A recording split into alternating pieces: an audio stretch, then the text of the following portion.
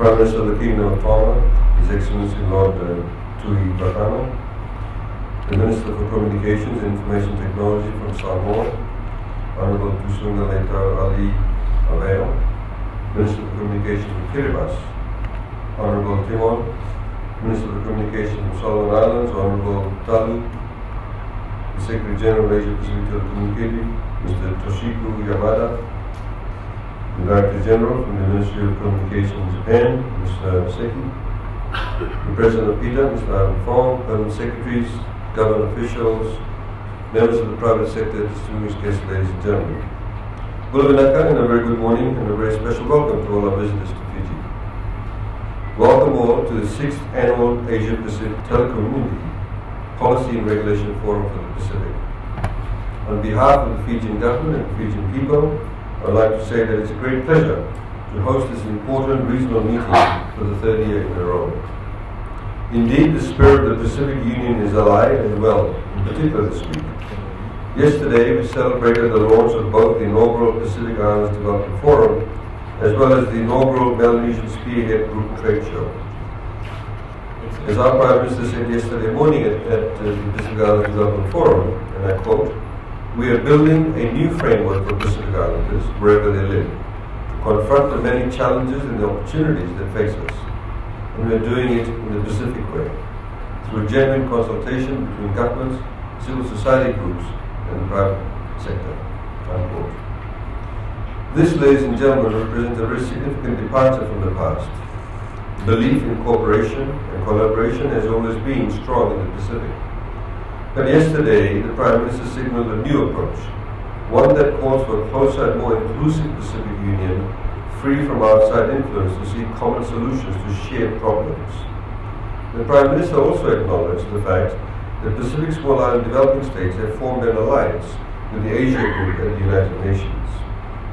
In terms of ICT, the matter of regional cooperation couldn't be more important.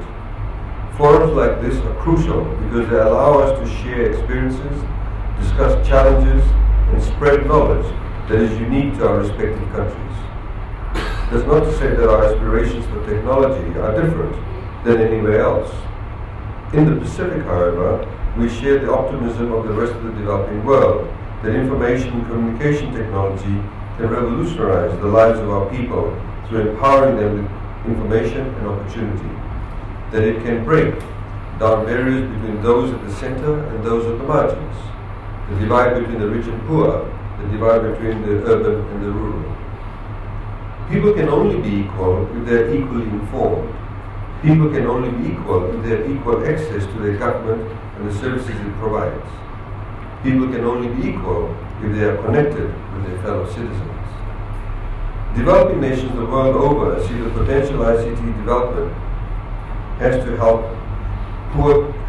people rise above the limitations that nature could impose, to unleash every human being's potential, and to give each person greater control over his or her future. The hope and promise of new technology and increased penetration is constant throughout the developing world. And certainly the importance and significance of connecting people, a person from a small island state, is the same as it is for a person living in Africa, Europe, Asia, or the Americas. But many of the similarities and useful comparisons end there. Put simply, the volume we are talking about in terms of connectivity, the potential of connectivity, and the consequent government response and private sector investment is on a completely different scale in our region. I understand, for example, that India has about 10 million new mobile connections a month. That's more than the population base of the entire South Pacific. Fiji, for example, the second largest of the region, has a population of less than 1 million. Niue has a little more than 1,000 people. This means that the nature of both public and private sector investment is different. It means that governments of small island states need to be a lot more innovative in terms of attracting investment and making sure markets are indeed viable. But it's not just a matter of volume. In the Pacific, we are also faced with the challenge of connecting populations separated by vast expanses of the ocean. Indeed, if we do not connect within all our countries, then the digital age could create even greater disparities within our own countries. While there's obviously much to learn from the greater international community, it's nevertheless clear that our unique circumstances and challenges make such forums very important.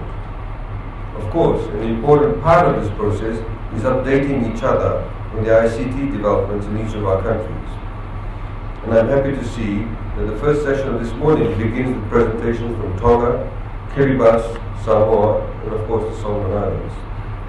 I've also been asked to share Fiji's experience as far as ICT developments are concerned. Ladies and gentlemen, the Bainimarama government's reforms, including those in the ICT sector, have been guided by three key principles. First, empowering Fijians, be it through education, financial inclusion, job creation, provision of basic services, or of course, through connectivity. Second, creating a regulatory framework that is fair, efficient, and transparent, built on best international practices. And third, removing systemic corruption and inefficiencies. It is through adherence to these principles and the implementation of them that Fiji has made great strides, in particular the past few years, in connecting our people through mobile and the internet. In fact, recently, Fiji's performance in delivering ICT services and infrastructure to its citizens have been ranked amongst the world's most dynamic by the ITU. In the ITU's annual review of the delivery of ICT infrastructure and services to the populations of more than 150 countries, Fiji was given special recognition. Fiji tied for the third largest improvement of any country, moving up 5 places to the 88th position. The ITU attributed Fiji's high ranking to strong growth in mobile broadband penetration, extension of 3G coverage, the development of Fiji's and the Pacific first national broadband, and a commitment to making internet access affordable, and the expansion of e-government services. We've liberalized the telecommunications market and introduced actual competition in Fiji for the first time. This has driven up access to mobile services and made mobile connectivity affordable. Using traditional methods of measuring, we have a penetration rate in excess of 100%. However, it doesn't mean that everybody has a mobile phone. And mobile coverage, including 3G, now extends to 95% of the country.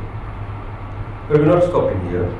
Our goal is 100% coverage. In order to accomplish this, we have designed a universal access program that will offer subsidies to companies to encourage them to provide services in areas that are not considered to be commercially viable.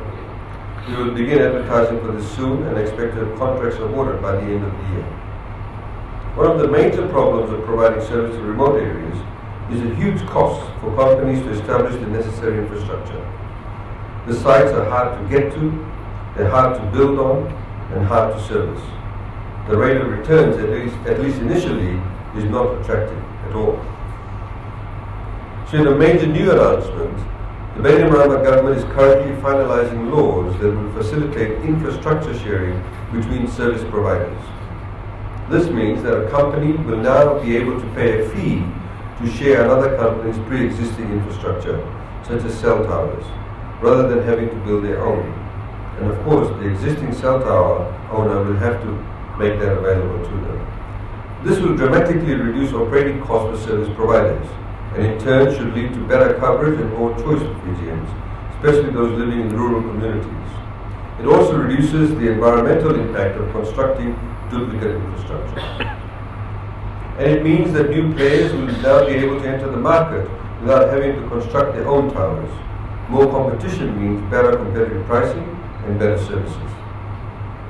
Ladies and gentlemen, we're especially proud of our special program to increase access to the internet for poorer Fijians living in remote areas. Telecenters or government telecenters have been set up in using schools in rural areas throughout the country to give access not only to school children but to members of the local community, many of whom have never had access to the internet before. In fact, that's one of the conditions, where we buy new computers, give them free connection to internet, and also webcams and scanners, etc. The condition that we put it up in the school is that they have to give access to members of the public after school hours until the evening period. The 10 telecenters that are currently being set up and are running have already been connected or have connected close to 30,000 Fijians. By the end of the year, we expect to have more than 20 in operation that will provide internet access to more than 60,000 Fijians, including 5,000 school children. In last year's budget, we eliminated all duty on smartphones to make them more affordable for ordinary Fijians. We expect this will dramatically improve access to data services and the internet with the expansion of broadband access through mobile phones. We've also completely overhauled the way the spectrum is allocated in Fiji. It's essential that this process above all be transparent and deliberate. We've ensured this by the implementation of new laws, by rationalizing allocation, and by pursuing digitization. In fact, Fiji has worked closely with the ITU in developing a roadmap for its analog to digital broadcasting migration, and has also ensured best work practices in spectrum planning by collaborating with spectrum experts from New Zealand. As we all know, spectrum becomes a crucial determining factor for accessibility to broadband.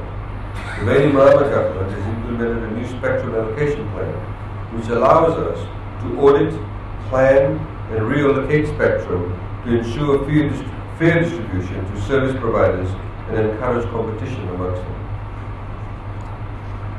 Before the Bainimarama government took office, there was no rationale for spectrum allocation. This allowed for spectrum hogging and anti-competitive behavior. By comparison, the manner in which we have allocated 3G spectrum for mobile services has been commended by the ITU.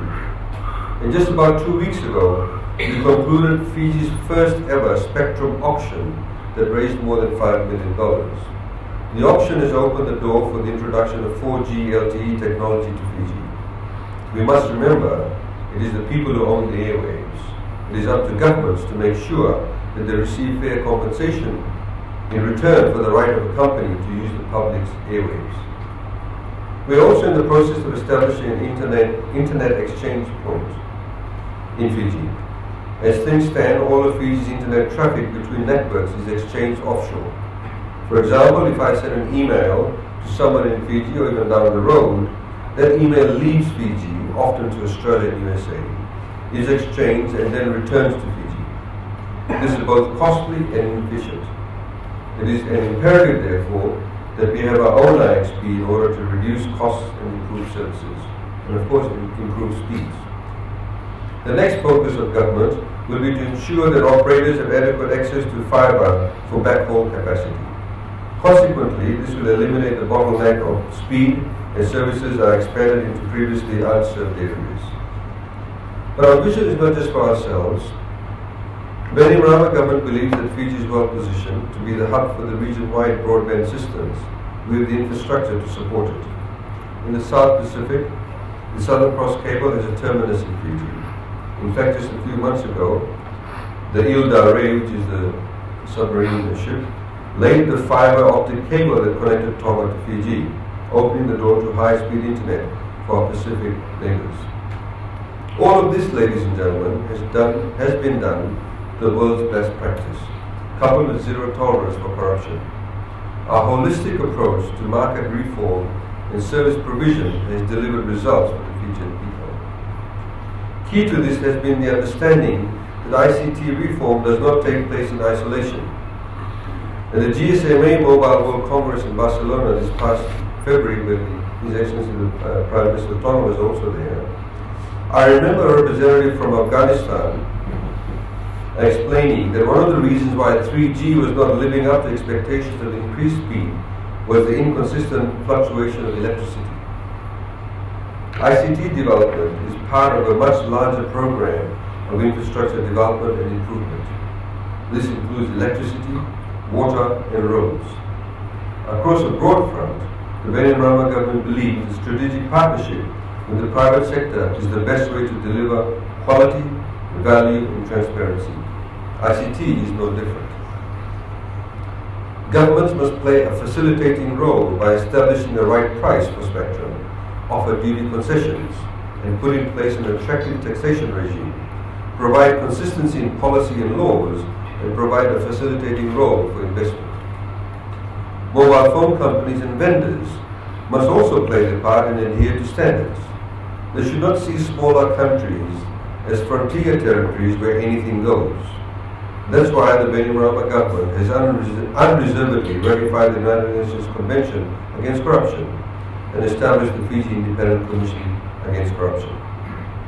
Distinguished ladies and gentlemen, with those few words, it's now my pleasure to once again welcome you to Fiji. I hope that your deliberations are productive, and I urge you to take time out to enjoy Fiji's well-renowned hospitality and of course spend your foreign currency. I now have much pleasure in declaring the 6th APT Policy and Regulation Forum for the Pacific open. Milaka, thank you.